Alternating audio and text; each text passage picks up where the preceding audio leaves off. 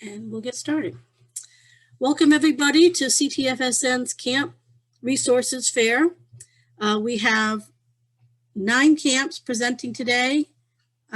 We had a couple cancellations at the last minute, and we're still waiting for one of our camps to sign on.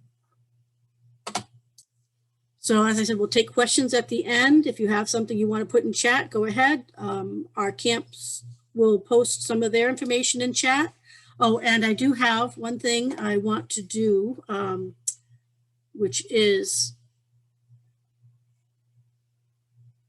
I want to ask everybody to please,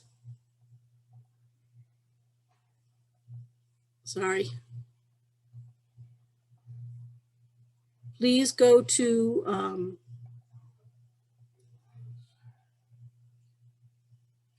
at the end, or whenever before you leave, if you could go to this link, which is our monkey survey for CTFSN about our presentations, and it just asks for more ideas on additional presentations, how you like this one, was it helpful, all that kind of stuff.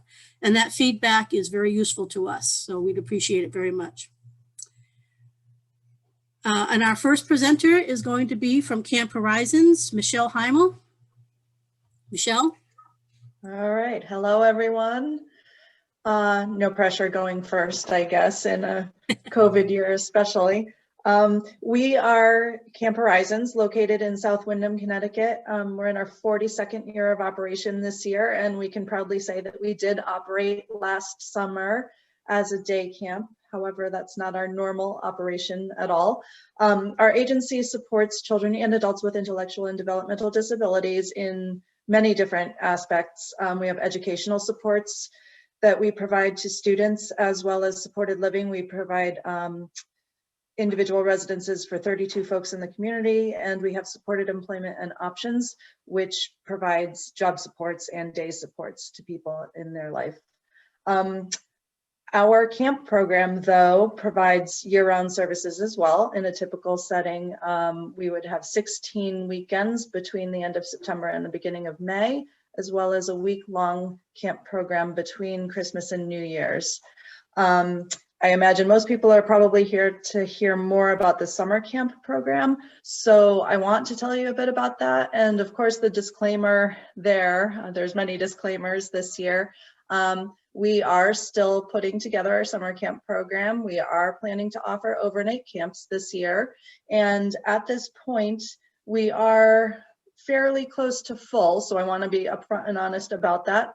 We're reduced capacity in order to provide social distance, mask wearing if needed, and whatever the guidance suggests. So as we progress towards summer, though, we may add more spots. And what I'd like to do right now is just jump on so I can share my screen and show you a little bit of what typical summer camp looks like, because I think maybe that's a good place to start for us. In a typical season, we would have 160 campers for every 2-week session, and we do run 2-week sessions throughout the summer, 4 separate 2-week sessions, and some campers do stay for more than 2 weeks throughout the summer. It's very traditional camping, so it's swimming, boating, horseback riding, crafts, pioneering, music, language arts, science, and we run 3 activities in the morning, 4 activities in the afternoon. Campers live in cabins with their cabin staff, and typically we would have a 1-to-5 camper staffed camper ratio, and sometimes 6 or 7 campers, which means we would add a second staff member. That would change the ratio slightly. So the idea would be, even if in a 6 or 7 camper group with those staff members, if somebody left to go to the bathroom or to the nurses, there would still be that 1-to-5 ratio maintained.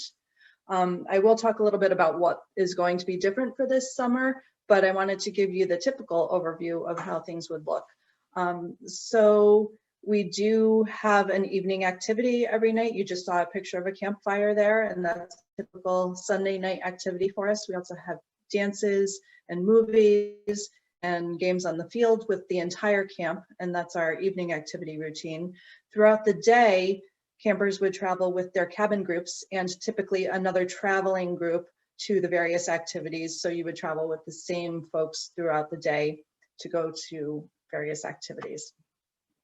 I'll jump over, I guess, maybe in a second and just show you what last year actually looked like as a day camp, because we don't typically operate a day camp, but we found out that it was really fun and we enjoyed it.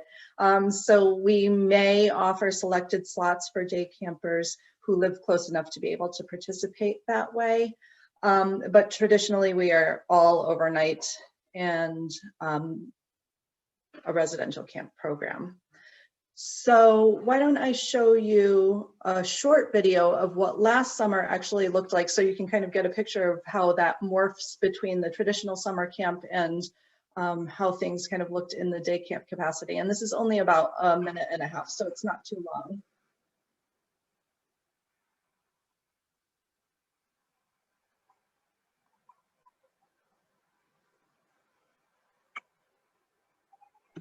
Not sure if you want sound or not.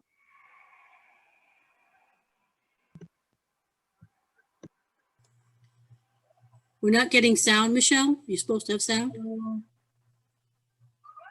You're not hearing it? No. That's why I always test videos first, because Do you hear me talking? I can hear you fine, Okay. but I can't hear the. Oh, sorry about that. Well, maybe it's not a great idea to play the entire thing then. But certainly from what you see, you can get a picture that we were able to run the activities outside with a lot of social distancing and mask wearing when needed. And we really didn't go anything last summer except to use the facilities. So that's somewhat how we plan to operate this year, even though it will be residential overnight. We will keep folks in their cohorts and small groups and do the majority of our activities outside. We do have the 2-week sessions lined up. This year, we are also adding a 1-week session, which again is not something we would typically do, but in order to try to create more spots for people to come, we've added that 1-week session. And that is a possibility, I think, if we are able to add more spots, that we would do so in any of those sessions. But right now, the 2-week spots are the ones that are really filling up. So if new folks were open to the idea of starting with a 1-week session, that could be a potential where we could fit somebody in to try a week of camp this summer. If folks are interested, and I'll go back to the regular summer camp pictures, if folks are interested in applying to be a new camper, that process can be accomplished online on our website. You can also call our office and we'll talk you through it, or get you hard copy forms if that's more of an interest. If somebody wants to come out and visit our program, we'll do individual tours. Typically in the spring, we would do 2 Get Acquainted days where folks could come out and see the program, but we aren't going to run those this spring. And again, the spots would be rather limited for new campers. So it's not out of the realm of possibility, but we are fairly small. And when I say limited spots, typically we would have 160 campers in these sessions. And this year we're looking at starting with 60. And again, that's to keep the ratios of people who are sleeping in the same cabins together smaller, and also allow us to build back our staffing, because it's also proving to be a little bit of a tough year for hiring. So we want to make sure that we balance who we're taking for campers with having enough staff to accommodate as well. So I will stop sharing my screen now, and certainly answer questions at the end, but I don't want to go on too terribly long, so I'll let it move to the next person. Thank you, Michelle. You're still within your time limit. I'm watching. We did get one question, and this is going to be for all the camps when you start your presentation. Where are you located? Camp Horizons is in South Windham, Connecticut. Okay, thank you very much, Michelle. I appreciate it. Sorry that video didn't work. We've had problems with sound on video before. It's probably something I did wrong. Okay, our next camp is going to be Camp Harkness from Victoria Severin. Victoria? Hi, everyone. You could call me Vicky.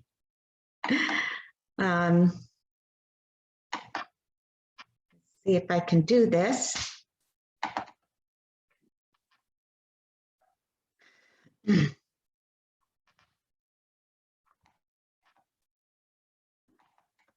Oops, went too far. Anyway, I just want to tell you a little bit first. You know, I love the word typical year, which Michelle was using a lot, because typically we would have, we have 4 sets of cabins at Camp Harkness. And typically we'd have 4 different groups run camp out of Camp Harkness, they're private providers. And I had sent the list of contacts to Pat so she can share it with you. People need to contact the camps themselves. If we're not totally sure at this point what type of programs they're going to have. I don't believe there will be any overnights. There'll be some type of day at camp programs going on a more limited basis. But like I said, the camps themselves are run by private providers. DDS runs the park. So it's also a park for people with disabilities. So anybody with a disability who lives in Connecticut can become a pass holder and use the park for free. So this is a great thing for families. And in the off season of camp, you can use the cabins for free and that kind of thing. But this year, there hasn't been a decision made whether we're going to be able to allow people to use the cabins overnight. Hopefully we'll know soon on that. It was interesting to hear that Michelle is having overnight camp opportunities because that gives us some support that we can maybe open our overnight things. We have, so when you get your pass, that gives you the ability to use the beach on a daily basis. You can make reservations for campsites. We have picnic pavilions and a lot of accessible, everything's obviously accessible, but I probably should start using this and you can see some of the things. We have a lot of gardens and garden programs. You know, Mary Harkness, the Harkness family gave this property to the state. They willed it to the state, and Mary Harkness loved gardens, and the Harkness Memorial Park is on the other side of the fence, but it's a nice place to go walking, and they have beautiful gardens over there too, because they've kept those going. Let's see. We have a wheelchair accessible playscape, and this is one of our gardens with a sunflower house. Like I said, they're all accessible. We have vegetable gardens, and we have raised beds that are accessible for wheelchairs also. We've started a new program in the last few years where we grow vegetables organically to use for healthy cooking groups. We also give the vegetables to groups that, there's a group that supports people with cancer that we give to, and if there's people who can't afford vegetables, we share. This is our accessible garden labyrinth. This chimes were made by some summer staff, just from driftwood and that kind of thing. We have a lot of creative people. We have a lot of special events, music nights in the garden. Oh, there's the chimes again. We're open for people of all ages, and the camps also provide for people of all ages, but there'd be like a youth group, different weeks. There's some people who have been coming to camp at Camp Harkness for over 60 years. We have beautiful sunsets. And some of our bigger special events, there's vendor fairs, so people come and share information. And Mystic Aquarium, Mystic Seaport are in the area. People can visit those places. We have yoga dance on the beach. Here's our ladies enjoying the garden again. There's a lot of different big groups who have fundraisers. So this is the MS Walk that usually happens every year in April. There's about 800 people come for that. This is the Sunshine Train. It's the most popular thing at camp. Train rides. Camp uses different garden areas. We have lots of volunteers. The community is so supportive of Camp Harkness. Here we go, yoga dance on the beach again, and yoga in the garden. So here's some gardening programs. Another community event we participate in is Scarecrow Contest, and people help make those. We have different educational events. So we have a big dining hall that's available for different groups to use for conferences and educational events and trainings. United Way has done so much for us. They have, you know, with the casinos, with the Pfizers, with different groups they bring in to really help do a lot in the park. Another special event that happens every year is a motorcycle gift run. Hundreds of people come and donate gifts and gift cards and that kind of thing. But it's a fun day for people to come and join us. You get motorcycle rides and a gift, and then our staff at Camp Harkness distributes all the gifts to people in the area who need them. Here's some of the people coming in. There's our great volunteers that come every year to help serve, and Dunkin' Donuts supports that. And then we have, we do through Connecticut Family Support Network, we work together with a grant for, it's a play group. So that's open for kids from 2 to 13, I think. So we've had like parents' night out, a lot of music therapy every time.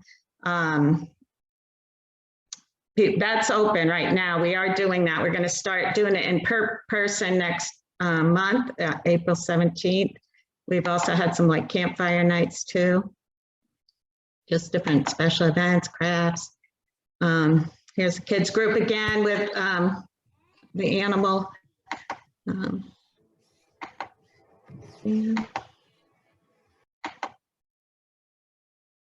There's the train. You can see the whole thing.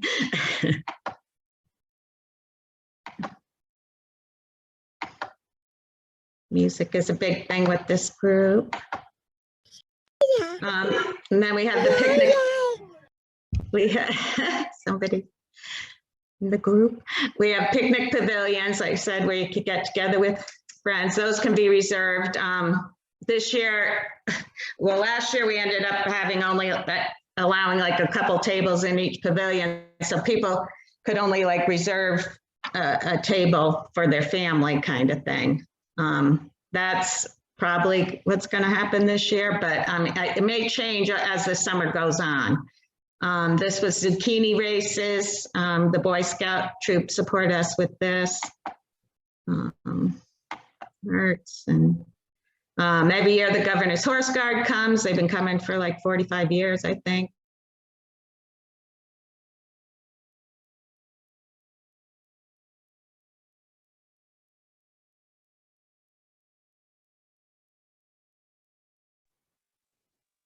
Vicki? Oh, I think Vicki froze. I think Vicki is frozen. If everyone could just hold on for a minute. If you don't have a pass and you'd like to, I did send a copy to be shared, but also if you go to our website, there should, our website's not really the greatest, but you can get a link to get an application. Anyone who's supported by DDS just needs their DDS number on the form. Anybody, any other type of disability, it needs to be signed by a physician, but anybody from DDS, it's just your number, and it tells where to send it back to the office. And you usually get a card within a couple weeks. And it's like a swipe card, but it opens the gate in the off season. And when we have the booth open, you can show it to the booth. But then it has your pass number on it so that you can make reservations and that kind of thing. Like I said, last year people were required to make daily reservations, so you could reserve a table or a spot on the beach. As far as we know, that's probably how we're going to do it this year too. But if you contact the office, you can get more information on that. At this point, we're open, so if you have a pass, you can just come to walk around, sit on the beach too. It's just kind of an open thing from 8 a.m. to sunset. So, and it's getting pretty nice out here, so it'd be nice to see people. Thank you. Thank you very much, Vicki. I have to apologize. I got knocked out for a little bit. I'm afraid it is going to affect the recording, but hopefully I can paste them together. I was knocked off for a little bit. I don't know what happened. But thank you very much, Vicki. I think I was only gone for a couple minutes, or not even for a couple minutes. Our next presenter is from Holiday Hill Camp, Kids Cooperate, Aaron Weintraub. Aaron? Thank you, Pat. This is fun to hear about all these programs. I didn't know about a lot of these myself. I'm going to share my screen and then share a PowerPoint, and I'm going to try to share a little video. Start with the video, and if you can't hear it, Pat, will you just sort of give me a signal and I'll just talk over it? Sure. But this is just a brief, less than a minute look at what last year looked like, the first few days of camp. To give you an idea, Holiday Hill is a summer day camp based in Mansfield, Connecticut, and I'll explain in a little bit, or while this is going, if there's no sound, a little bit more about the details. Can you hear it? Not yet. No sound? Okay. You have to click the sound before you share. You have to click the sound. There's a little Before button at the button that says, do you want sound? And you click yes before you share anything. Well, you know what? It's okay. I'm just going to talk over it while you guys see this video. So Holiday, oh, that was my son in that picture. So Holiday Hill is a day camp based in Mansfield, Connecticut. I think it's 63 years old. It's been around for a long time. And about 8 years ago, I think, I met the owner of the camp, the Dudley Hamlin, at the Connecticut Kids Festival or something in Hartford. And while I was looking for a place for children who attend groups at my practice, which is Kids Cooperate. Let me share my thing here. Okay. All right.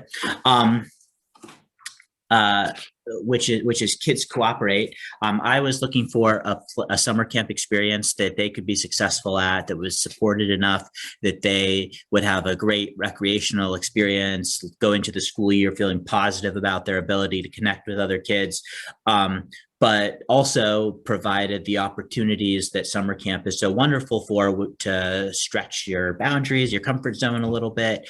And that can only happen when a child's brain feels safe and their support, they have caring connections with the staff. And so this was a perfect a perfect match between Holiday Hill and Kids Cooperate. Some of the activities that you may have seen in the little video that we just showed, there's canoeing, archery, ropes course, there's creative theater games, nature exploration, cooperative sports, arts and crafts, swimming lessons, free swim. And then importantly, mixed in with all of that, one of the supports or that we offer, which I'll talk a little bit more about in a moment, is a modified schedule. So what we found was that the schedule and kind of transitions between things and non-preferred activities was one of the biggest triggers for children who attended the camp becoming dysregulated. And so over the years, we've really tuned and not perfected, but we're getting a little bit closer each year to having a schedule that's flexible enough to meet the needs of each child with a combination of these fantastic camp activities with a rhythm that works for them. So usually that's a choice between an active full camp kind of activity and the opportunity to engage in downtime, engage in social time, engage in some sort of a solitary activity, which helps them regulate and get ready to go on and enjoy the next adventure throughout the day. Some of the supports that we offer include a behavior specialist on site, that's me, a 3-to-1 staff ratio, a staff that's experienced and interested in working with children with high and special social emotional needs. So I see that there's a chat, I think, but a question, but I can't see it from my screen. Pat, is there a question that somebody has that I can answer? The question I saw last was, they did want to know, I'm sorry, when I got knocked off, I wasn't able to follow up. There was a question before about what ages. Make sure you Okay, cover yep. where you So are and that's, what ages. yeah, so that's 6 to 15 years old. We have 2 multi-age groups with 7 staff and a behavior specialist split between the 2 of them. Last year, we were open. We followed all of the COVID protocols for both the day camp and for childcare. This year, we'll do the same, whatever needs to be done in terms of cohorts and hand washing stations and mask wearing. You know what, there's a screening process before a child comes to camp because we really want them to be successful. We want to set them up for success. And that means making sure that the level of support that we offer is right for their needs. You know, I've heard already from several of the camps that went, there's different levels of support that are right for different children. And ours is children who can navigate a camp day with a lower staff ratio and a flexible schedule. Typically not children who need a one-on-one in order to get through their day. Now, that's a little tricky because the camp environment is so different than school. Some children who need that one-on-one in school don't need it at camp. And that's why before any new family starts, I spend some time with them talking through, getting to know them, making sure that it's the right match for their child. And in the past, we've worked with school districts who've sent a paraprofessional to support children. You know, as I said before, it's all about finding a rhythm, you know, routines, a well thought out routine become rhythms throughout the day, which become rituals over time that soothe the brain and signal safety. And so our day is organized. I mentioned all of those fantastic activities, times to be active, downtime, social time, creative time, times to meet sensory needs. And as I've learned along the way, blood sugar, can't overestimate the importance of that. Lots of times for snacks. I'm willing to work with school districts. We have many districts around the state that use Holiday Hill and Kids Cooperate as the extended school year option that is available through an IEP. If the school wants to, I'm happy to meet with them to figure out how to match and track social emotional goals in a child's IEP, and follow up after the camp ends. And if that happens, then the school pays for the camp, which is great. We have several towns that send many children, and it's always worth asking. And another thing that I think really comes out of this is that children make friends that they keep in touch with all year long. There's a group of boys that I keep in touch with through my private practice who all talk to each other on Discord or something. They play games together online. It's been a really positive force in their lives. Here are the dates of camp. We're 8 weeks long. They're broken into 4 2-week sessions, but children can attend any 1-week session. Some kids come all summer for 8 weeks. Some kids come for a week. So you can really mix and match to meet your needs. But we have 20 kids a week for 8 weeks, and we do fill up consistently every summer. So it's a good idea to reach out soon if it's something that you're interested in, especially since for new families, there's a little bit of a process. I like to meet individually with each family to get a sense of what their child's needs are and make sure that we're a good match for it.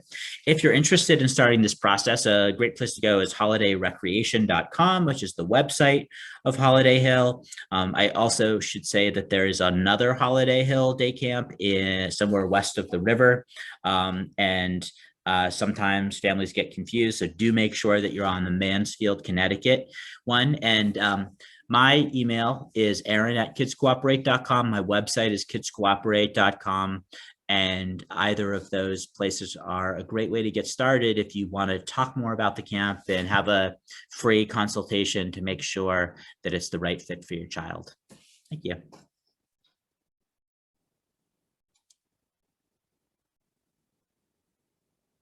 Oh, Pat, can't hear you. Unmute. Come on. Pat, are you wanting to read the questions? Yeah, I was sorry. I Oh, thought that's no problem. It said, oh yeah. I was just going to do the questions because we still have time for this presentation. So Okay. For Holiday Hill, how far away do most kids come from camp? They live in Hamden. Is it all day camp, Aaron? You're muted again. You'd think that 14 months into this, I'd have this Yeah. figured out. Should. Yeah, so it is a day camp. And during a typical year, there's transportation. There's buses that go to Norwich, to Rocky Hill, to South Windsor, all over the place.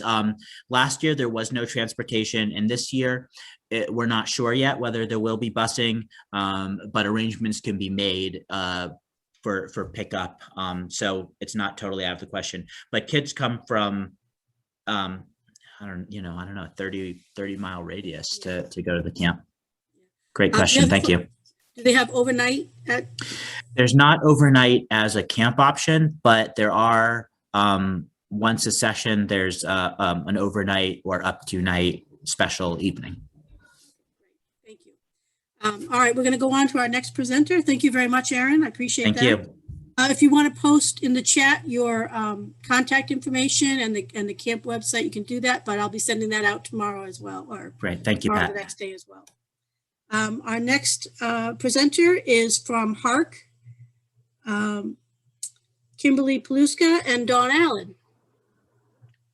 Hi, everybody. My name is Kimberly Pluska, and I'm the Senior Vice President of Programs at HARC. And I'm going to share my screen, and Donna's going to go over the presentation with you.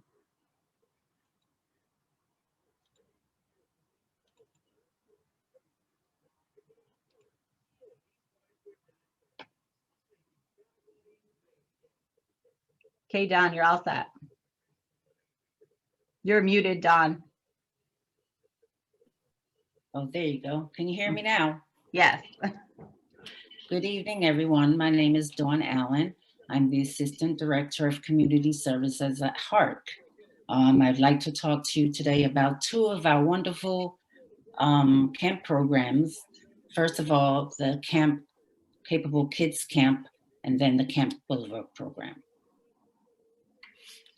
So our program is based in Hartford, And our mission at HARC is to provide special needs support for a lifetime to individuals with intellectual and related disabilities and their families so they may enjoy lives of quality, inclusion, and dignity.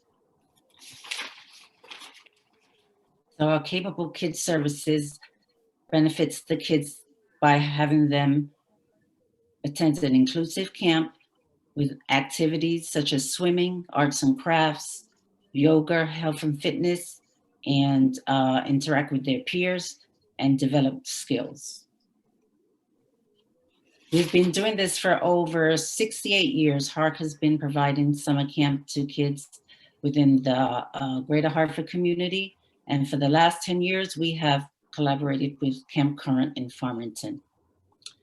So Capable Kids is an integrated program in collaboration with Camp Current, where children with intellectual and related disabilities from Hartford and surrounding towns participate in camp activities alongside their typical peers. Camp is available for children ages 5 to 21. It's a 6-week camp that offers a fun-filled program with an emphasis on literacy, fitness, and sports.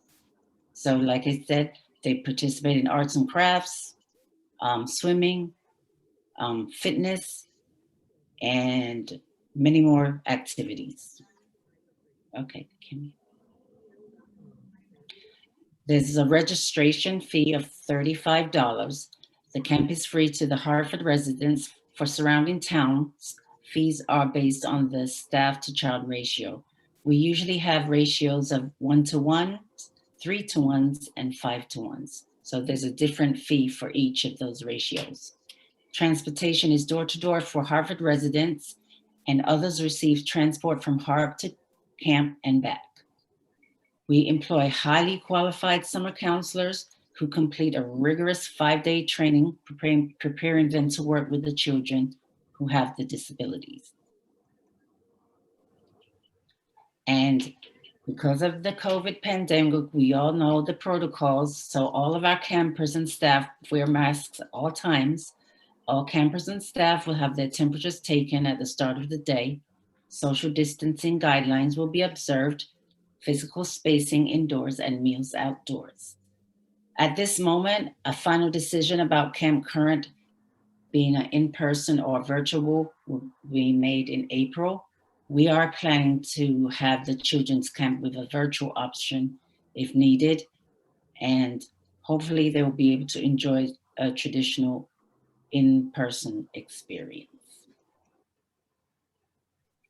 Now, our little guy, Jason here, he, when he came to us a couple of years ago, it was his first time. Jason has moderate autism, and he has, this was his first camp experience. And during a scheduled yoga activity, he was able to stay on task and lead the entire group in a yoga exercises. At the end of each session, at the end of the session, he led the group in a closing song. And this was a big achievement for him because he had a challenge to stay on task. And I wanted to just share that with you guys. So our other camp experience is on the weekend, on the Saturday. It's called Camp Boulevard. And it's a respite service that provides respite for families who need to go do their chores. They can leave their child at our location in Hartford at 900 Asylum Avenue on Saturday. It's a 1-to-1 staffing ratio. We have a nurse on duty, and we have the kids do all kinds of activities. So basically, Camp Boulevard is a respite program for families with children with intellectual or developmental disabilities and medically complex conditions. Camp is held on Saturdays from September through June. Eligible children must reside in the greater Hartford area between the ages of 3 and 21. The fee for this program is $60 per session. However, camperships are granted on a sliding scale and the availability of funds. Camp Boulevard is a respite program for families with children with ID and medical complex conditions. Like again, I said, the children have a 1-to-1 ratio, staffing ratio. The program is held every first and third Saturday of each month from September to June. And it runs from 9:30 a.m. to 3:30 p.m. on Saturdays. And we have programming for up to 15 children.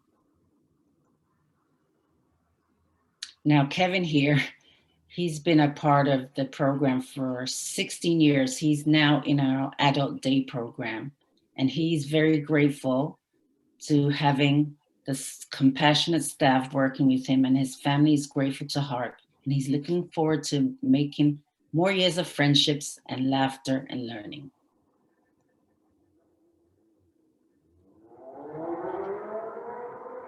Thank you. And if you have any questions or concerns, you may contact me at dallen, I think it was listed, dallen@harc.ct.org. Thank you. Thank you, Dawn, very much. We're doing great on time here. So if anyone has any specific questions for Dawn, we're okay. We can take those questions now if you want, or if not, we'll just move on.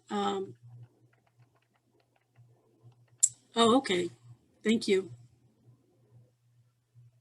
Yes, it is only a day camp. They're both day camp.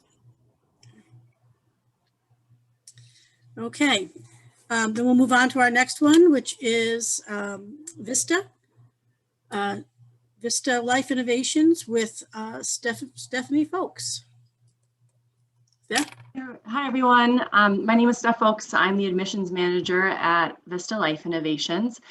We are a nonprofit organization located on the shoreline of Connecticut in Westbrook and Madison. And we serve adults with disabilities to achieve personal success in adult life. So we teach and train around functional life skills and all the skills needed to live an independent and successful adult life. And so we have a lot of programs and services at Vista to support that mission, one of which is our summer program. So our summer program is called Exploring Independence. This year it's July 26th through August 6th. And it is located in Westbrook, Connecticut. We actually host the program at a Oxford Academy right down the street from our Westbrook campus. And we have full access to their full court gym, their tennis courts, their recreational hall that was newly renovated, and their dormitory and kitchen facility. So it's a wonderful location to host our program. It is a 12-day overnight program, and we accept young adults 17 and up. The staff ratio is a small staff ratio. It's 3-to-1 typically. And our camp our program is typically around 8 to 10 participants every year. And we have an awake overnight staff person. And really our focus is to give the participants a chance to kind of live away from home for the first time, away from the supports that they're used to, and start to explore their functional skill ability. We have lots of opportunities in our program to start to explore and foster personal development, health and wellness, vocational exploration, and of course, human connection and social connection with one another. So let me just jump into a day in the life at our program. So this is just kind of a high level overview of what to expect with your loved one at our program. In the morning, your participants wake up around 7, and there's the morning routine. We start to really set the expectation around self-care and taking care of their rooms, and really what we teach in our residential program around functional life skill development. So they complete their morning routine. We do breakfast and medication training. And then the programming is really from 9 a.m. to about 8 p.m. We've got different excursions and activities and lots of fun things planned throughout the day, along with built-in breaks. We found over the years that the schedule really needs to have built-in breaks and downtime to keep those participants active and having fun. And then in the evening, of course, there's downtime for them to kind of complete their evening routine and spend their time how they would like in the evening to wind down. And we also have scheduled check-ins for the family and for the participants. What we do is we actually set up those check-ins to try to start to have the individual, individuate from their family and start to understand how our program works. So we schedule phone calls home, as well as the staff will schedule a phone call home to give them updates on how they're doing. So personal growth opportunities, there's a lot of opportunities around life skill development.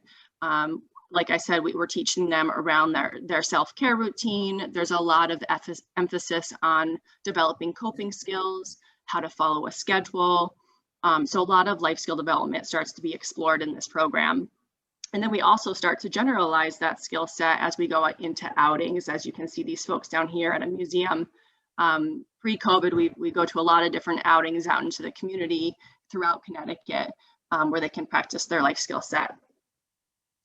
And then hopping over to health and wellness, of course, is a focus of ours. We have a lot of wellness activities and fitness activities throughout the program. We have a great relationship with the local YMCA, so we have access to their pool. We have a lot of beach outings. As you can see, these folks down here tossing the football. In the past, we've gone bowling. We do lots of walking in the nature walks and in the community. Really teaching some of the community training skills around crosswalk safety. All of that is folded into the program. And we also have guided instruction through the YMCA, and they'll make accommodations for folks if needed. Oh, and one more thing about health. We do have a heavy focus on healthy food and portion sizes. So we're also teaching around healthy eating. Exposing that for the participants.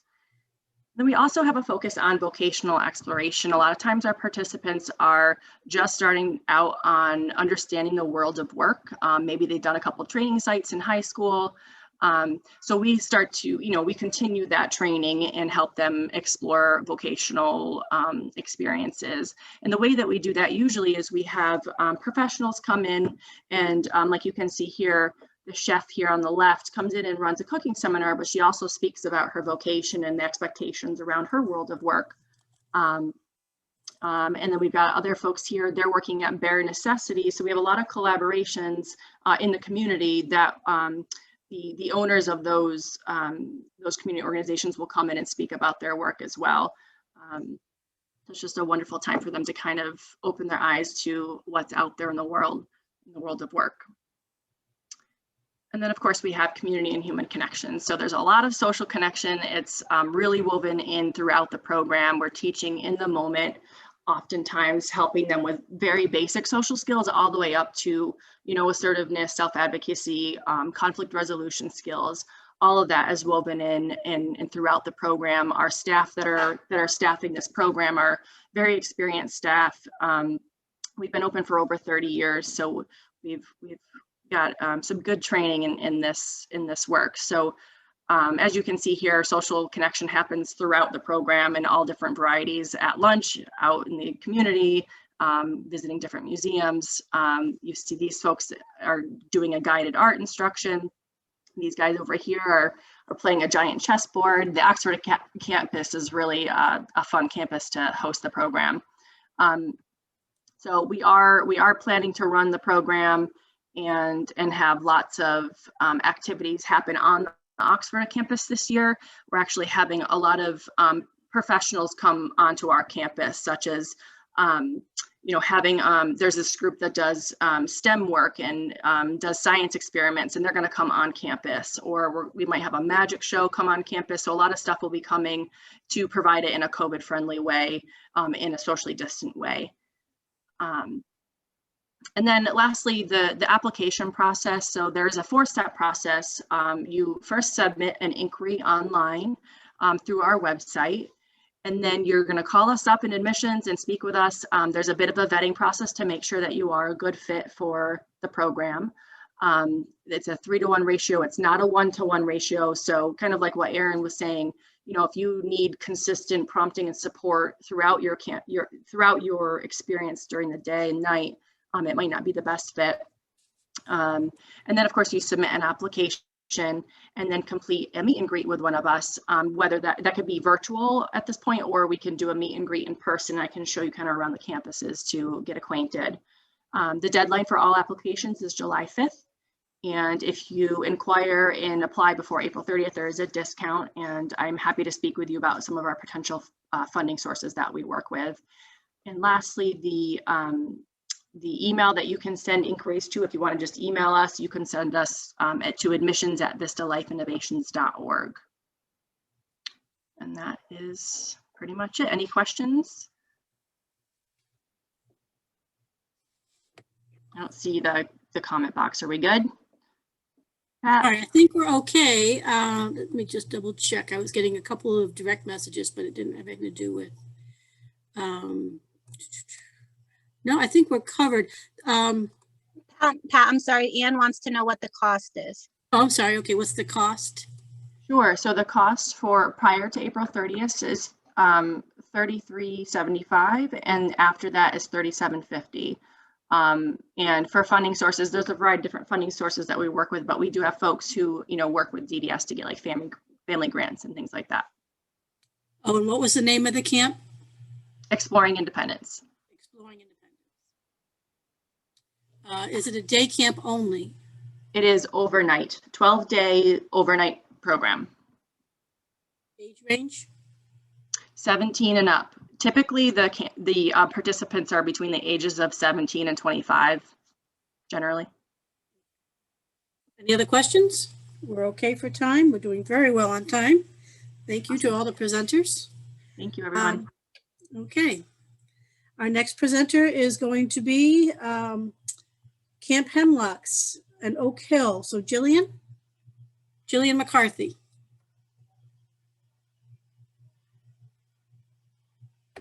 Sorry, still muted. Hello, Yeah, everybody. Hello. Thanks for coming. I realize that it's getting a little bit later in the evening. I also realize that you have been given a lot of information, so I will try to be as brief as possible. And I'll start with my contact information, just in case people want more information but need to leave for whatever reason. I can be reached at Jillian, JILLIAN .McCarthy, MCCARTHY @OakhillCT.Org. My telephone number is 860-228-0393 at extension 4068. So in case anyone needs to run this evening but would like more information, feel free to reach out to me there. Continuing on, we all have heard this word so many times, but unfortunately I'm going to have to say it again. Typically, Oakhill runs 2 camp programs. The first is Camp Hemlocks, which is located in Amston, Connecticut. For those of you who aren't familiar with where Amston is, it's basically Hebron, which is over by Colchester, Glastonbury area. And the second is Camp Oakhill at Camp Harkness in Waterford, Connecticut. And we are one of those private providers that Vicki had mentioned earlier when she was speaking about a Camp Harkness in Harkness Park. Both programs are traditional residential or sleepaway camps that support children and adults who have intellectual and developmental disabilities, as well as physical disabilities and other sensory impairments. I apologize, my dog is getting excited here in the background. We take care of campers as young as 8, and our oldest camper who attended our last program is in her 90s. So there's no aging out of the program. It's a great program to grow with, for our campers to grow with us. Our ratio varies depending on the session, but we operate mainly in 1-to-2 and 1-to-3 ratios, meaning we have 1 counselor for every 2 campers or 1 counselor for every 3 campers. That's the majority of the sessions that we run. However, we do have 1-to-1 slots available in a number of our sessions throughout the summer. Again, this is all typical operation.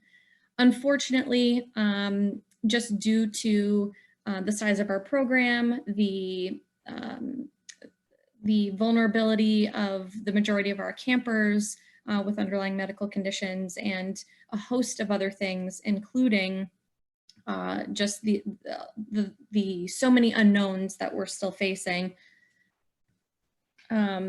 we are not going to be able to run our traditional residential camp or a modified version as a day camp. We were attempting to run a day camp. Unfortunately, the majority of our campers come from various parts of the state and out of state, everywhere from Maine to Virginia and everything in between.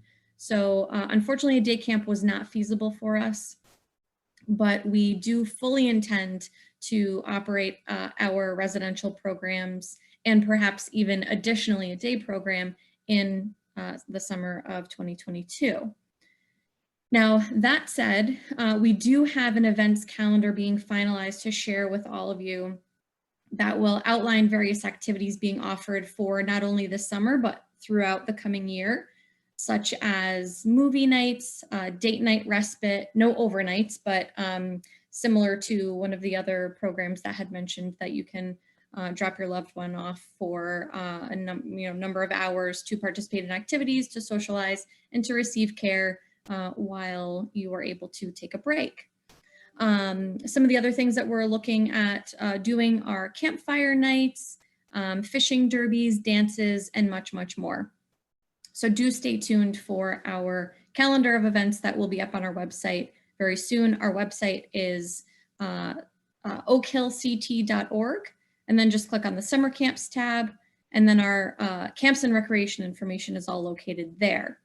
Lastly, I wanted to highlight the program that is currently running, which is our pool. We have an accessible indoor heated pool that is currently open to the public. If you go onto our website under, again, under Camps and Rec, and you click on the Hemlocks Center pool, you will find a link where you can go on to purchase swim packages, to schedule yourself, to view what's available.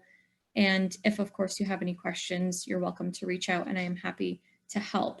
The pool program will be expanding in the coming months to include swim lessons, as well as aquatic fitness classes, pool parties, and much, much more. So stay tuned for that. And again, if you have any questions about anything that we're able to offer, or anything that I went over today, again, I know it's a lot of information. My telephone number is 860-228-0393 at extension 4068. If you want to post that, if any of you guys want to post your information in the chat, you can do that. Just chat to everyone and post your contact information if you want. But again, it will be going out on a follow-up to all of the participants. Everyone who registered will be getting the follow-up with your information, with the camp information, camp names, and the information you guys sent me. Okay, thank you very much, Jillian. We appreciate it. Our next camp is Hand in Hand Camp from Stamford JCC, and it's Hannah Goldstone. Hannah? Oh, wait a minute. Do I have a question? Oh, okay. I do have a question. Can you do medically complex children? And I think that would probably be a question for all of the camps. Or is that to a specific camp, Anne? If you want to put that in chat.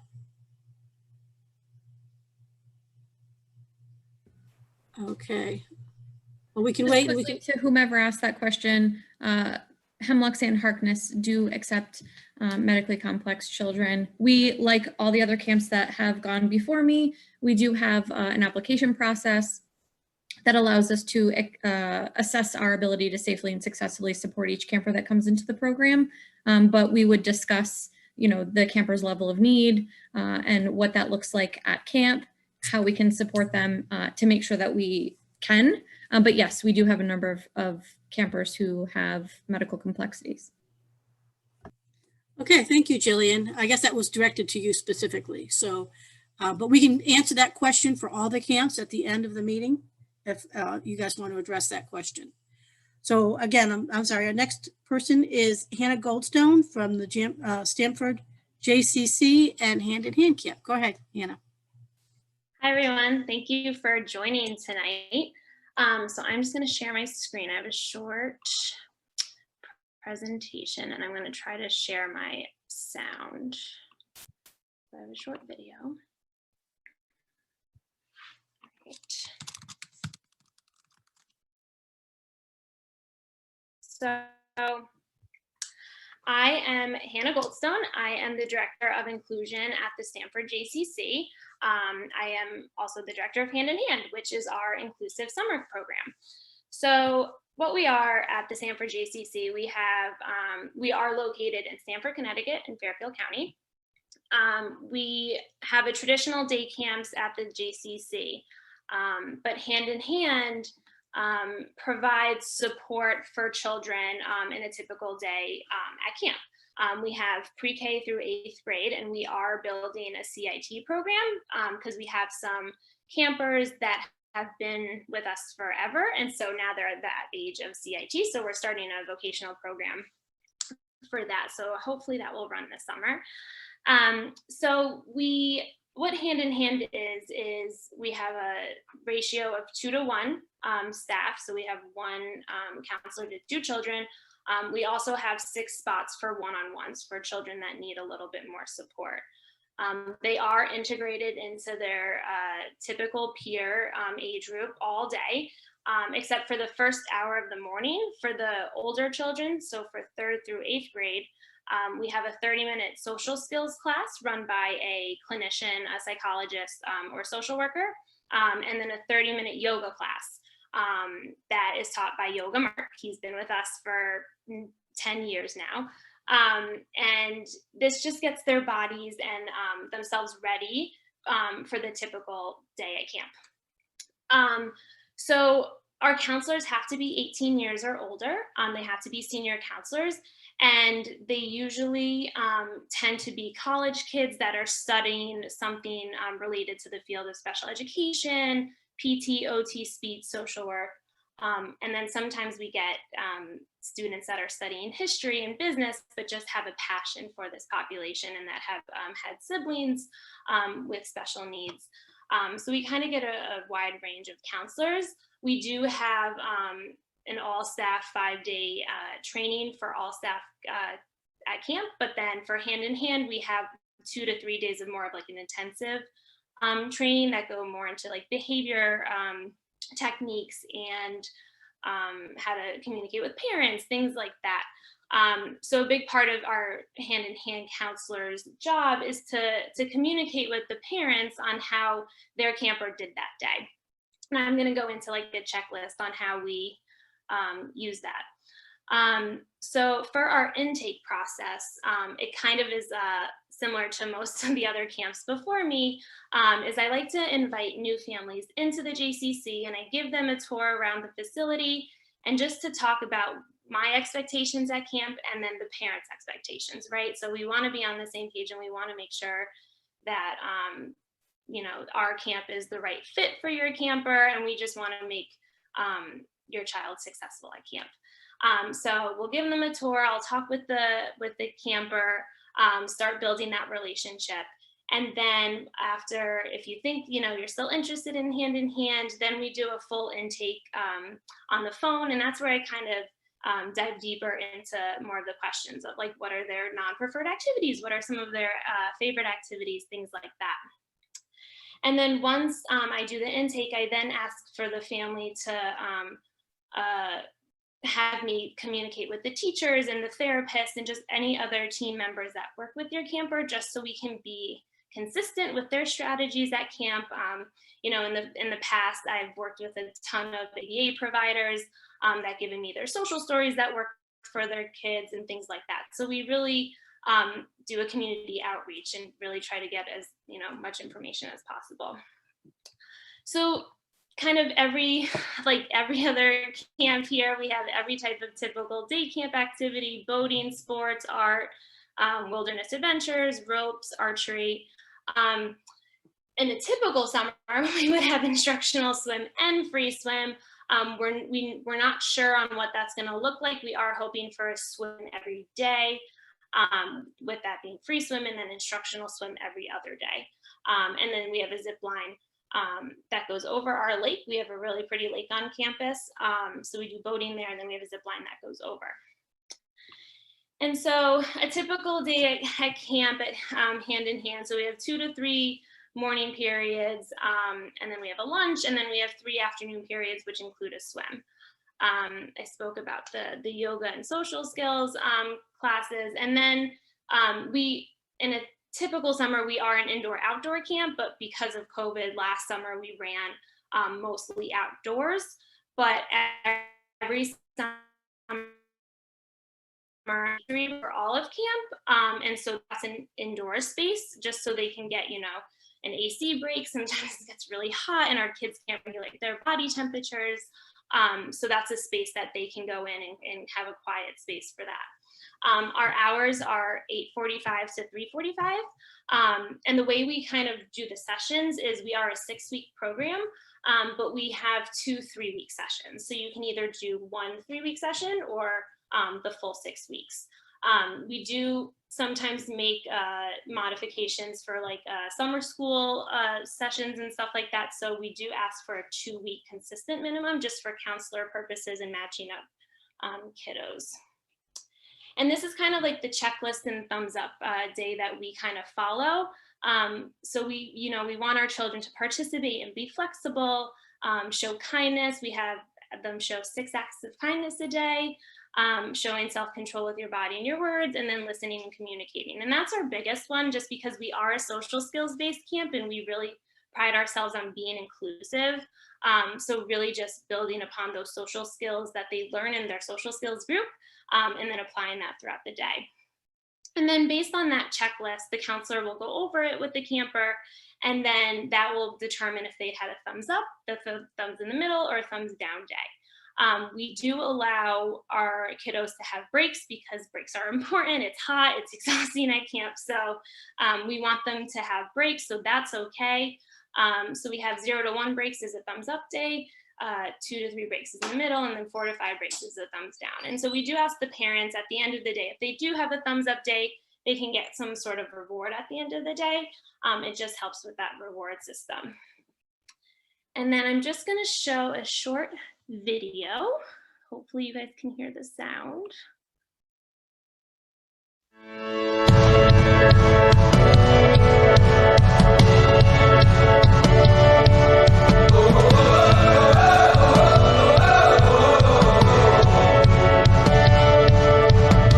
I feel like new sunglasses, like a brand new pair of jeans.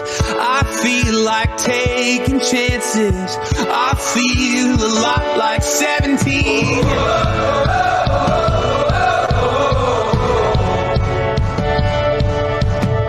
I feel like windows roll down new city streets and cabs. I feel like anything can happen, laughing. You take me right back when we were kids. Never thought I'd feel like this. Like when I close my eyes and don't even care if anyone sees me dancing. Like I can fly and don't even think of touching the ground. Like a heartbeat skip, like an open page, like a one-way trip on an aeroplane. It's the way that I feel when I'm with you. Brand new.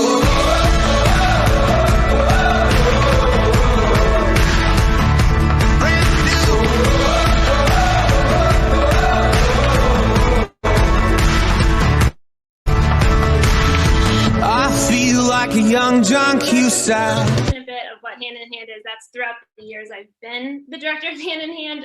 You could see some of those pictures were us wearing masks last summer. So this is just my contact information if you want to get in touch with me, my work number and my email. And if anyone has any questions, that's it. Great, thank you very much, Hannah. I appreciate it. Does anyone have any questions for Hannah specifically? We have about a minute left there, okay. All right, we still have some questions we're going to cover at the end of the meeting, so hang in there. And our last presentation for the night is Camp Mo with Stephanie Renzullo. Hi, everyone. So thanks for bearing with us so far. I promise I'll be brief. bringing up the caboose here. So I am from Camp Mo in Torrington, Connecticut. We are a traditional outdoor day camp, and we run from 9 in the morning until 4 in the afternoon. But we also offer before and after care. So before care from 7 a.m. to 9 a.m. and then after care from 4 p.m. to 6 p.m. So we are also an all-inclusive camp, which is really cool. Listening to all of you guys was really enlightening, and I'm so excited to know that there are so many options for families in the community out there. So we have, again, typical kids in our group, and we also have individuals with developmental disabilities, anything from, individuals on the spectrum, Down syndrome, autism, cerebral palsy. We do our best to accommodate. As several other camps have said, we do a screening process for all first year individuals with special needs, just as I'm sure, making sure that we can make their camper as successful as possible at Camp Mo. So we have 1-to-1, 1-to-2, and 1-to-3 support. 1-to-1 is obviously our most intensive support. So it basically translates to a counselor is at that child's side at all times. But again, everybody is in the same group. Everybody does everything. What I tell my counselors is, you know what, every child in this program can do everything that every other child can do, just the way they do it might be a little different. So we really work to build friendships, and it's really cool to see some of that happen. So I am going to hopefully share my screen with some sound here. Share computer sound. Oh, I gotta check that. Just to show you guys a video. What is going on here?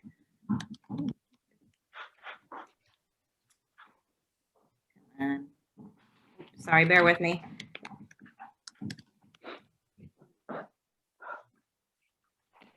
So I won't show the whole video just because I know we're running a little short on time, but these are a few of our campers' favorite things about Camp Mo.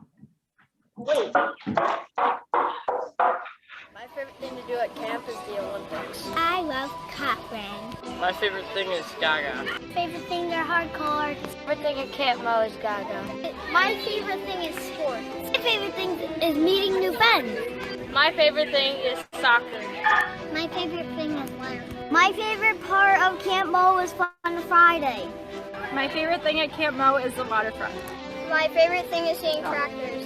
My favorite thing is going swimming. Favorite thing about Camp Mo is Gaga. My favorite thing about Camp Mo is talking with counselors. My favorite thing is sports. My favorite thing at Camp Mo is Gaga and swimming. My favorite thing is the Olympics. My favorite thing here is having fun. My favorite thing at Camp Mo is the waterfront. My favorite thing at Camp Mo is staying for overnights. My favorite thing is waterfront. My favorite thing at Camp Mo is playing sports at elections. My favorite thing is Mystery Day. My favorite thing is Gaga. My favorite thing at camp is the adventure course. My favorite thing is getting to work with all the campers I met last year and all the new campers I met this year. I like to swim. My favorite thing is spending time with my friends. And is to spend time with my friends. My thing is everything. My favorite thing is Gaga. My favorite thing about Camp Mo is Splash Attack. All right, so that gives you guys a little bit of an idea of all of our campers' favorite things, and it also kind of gives some insight as to what we offer at camp. So you may have heard Gaga is a fan favorite, so campers absolutely love that game. It is built into a lot of the group's group time. We also have a waterfront, so all of our kids have free swim and swim lessons. Again, we are planning to offer that. Definitely swimming in some capacity this summer, but exactly what it's going to translate to, we're still kind of working on that. We have a zip line, we have a rock wall. We offer a lot of the traditional things that the other camps do. Boating, arts and crafts, archery, zip line, and the rock wall are part of our adventure course. And again, that's built into all of the group time. So every child that wants to experience those things gets the chance to, which is really awesome. What else do we have? So Yeah, we serve children ages 5 to 15. I apologize, I don't think I said that in the beginning. And we also have a program from our 16 to 21-year-olds, individuals with developmental disabilities, and that is done sort of on a case-by-case basis to make sure that the families and the child at that age are best suited at our camp setting. So we run an 8-week program. So 4 2-week sessions starting from June 21st, ending on August 13th. We typically try to keep the 2-week session marker, but if someone's, dates don't line up or someone only wants a 1-week session, we can absolutely accommodate that. And usually what we do with all of our individuals who are supported is the parents get to talk to their child's support counselor before they come to camp. So, they get to connect with the parents, get to learn a little bit about the child, because sometimes first day of camp can be a little crazy. So we try to make it as smooth as possible. In some cases, we even have the child and the parents come out and meet the counselor so that they can put a name to a face before the first day of camp. And we found that to be really helpful in some instances with our kids. I did pull up our Instagram just in case my video didn't work. So I'm briefly just going to scroll through some pictures. Again, it kind of shows what we do, as everybody had said, in a typical year. We are planning to use our big pieces of equipment, so that rock wall and our zip line, everybody will swim. We're not sure if we're going to do overnights. Usually we would do 2 in the summer. And some of our special event days, as you heard in the video, our kids mentioned Mystery Day. That's like a live action game of Clue. So we're hoping to be able to do some of those special event days, but again, what they're going to look like might be a little different. This was also a big fan favorite. It was rocketry. We introduced that to our campers, and a lot of people like that. So as you can see, everybody is participating, everybody is playing, everybody's got smiles on their face. It's a picture of our beautiful waterfront in the summer.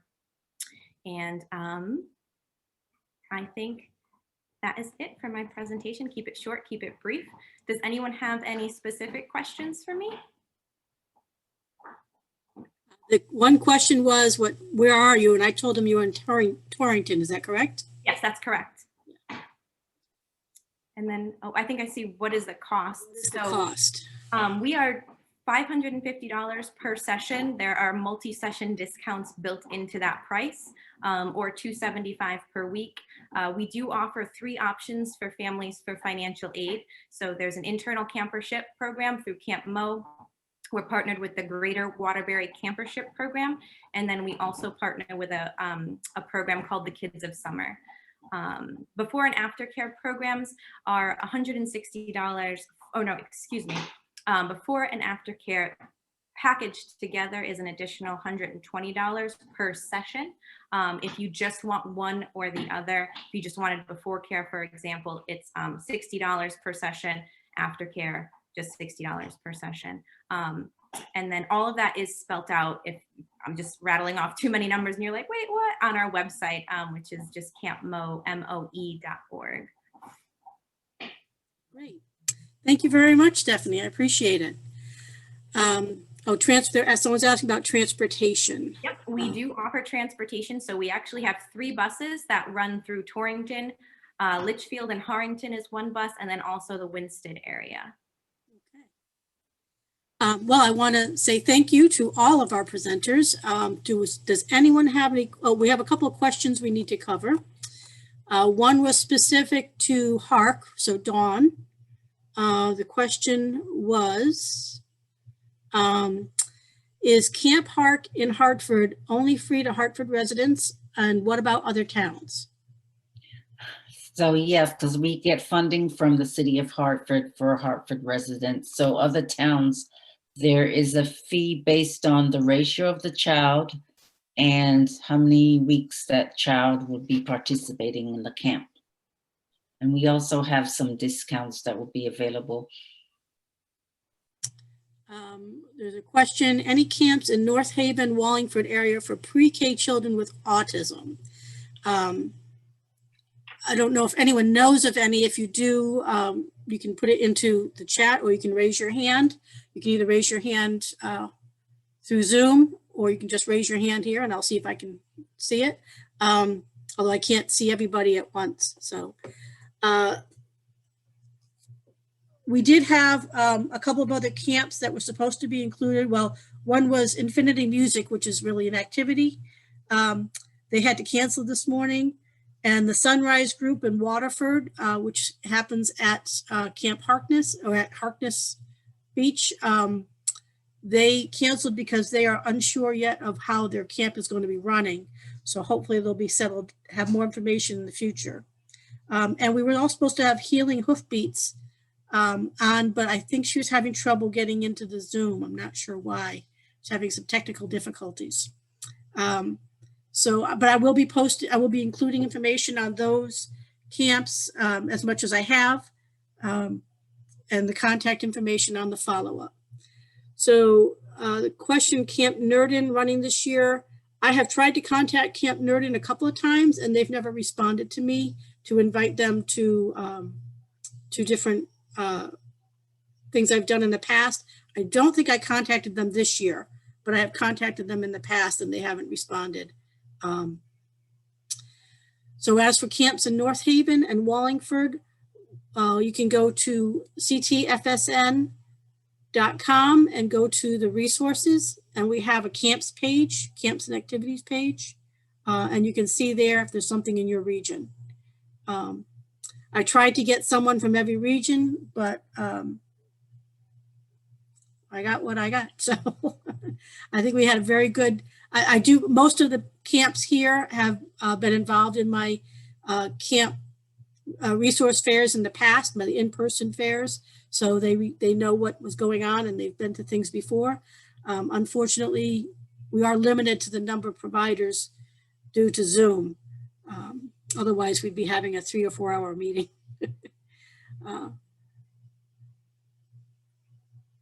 Oh, okay, yes. And I do recommend, John says to remind everyone to speak with your town rec director and include children and adults with disabilities in their summer programming. Some towns have excellent programs for persons with disabilities.